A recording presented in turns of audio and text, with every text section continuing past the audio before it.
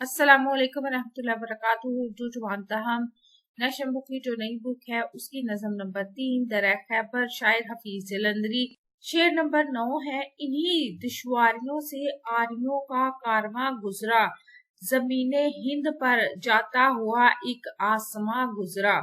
तशरीह है, शायर हफीज जलंधरी ने एक तारीखी अहमियत के हामिल मकाम दरिया खैबर का जिक्र इस नज़म में किया है और वो कहते हैं कि दरिया खैबर गुजरने वाले हर हमलावर के लिए एक मुश्किल खिता रहा है, एक मुश्किल जगह रही है। हफीज जलंधरी जो है शायर, इसके वो इस गुजरगाह की तारीखी अहमियत बयान करते हुए कहते हैं कि यहाँ से आर्यों का यानी आर्याओं का काफिला भी गुजरा हुआ है और वो भी यहाँ से गुजरे हैं।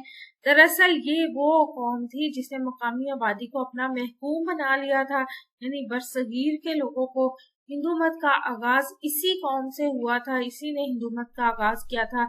इन नाहमवार, चटियल और तवील रास्तों से इस कौम का तिजारत की गर्ज से गुजर हुआ। आर्याओं ने तकरीबन 4000 साल पहले इस रास्ते को पार किया और हिंदुस्तान में दाखिल हुए।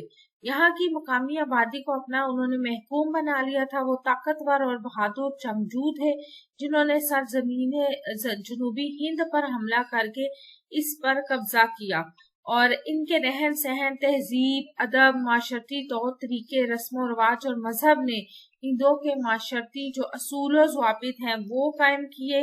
खासकर आर्या का वैदिक मजहब जो बाद में तब्दील होकर हिंदू मत का आगाज बना, यानी शुरू जो हिंदू मत है वो यहाँ से ही शुरू हुआ। तो शायर बयान करने की कोशिश ये कर रहे हैं कि आर्याओं ने जब दरिया खैबर पार करके हिंदुस्तान में कदम रखा तो हिंदुस्तान में एक नई तहजीब की बुनियाद डली, यानी नई तहजीब की जो हिंदुस्तान में बुनियाद डली वो भी तहजीब जिन्होंने बुनियाद डाली वो भी इसी रास्ते से गुजर कर गए थे।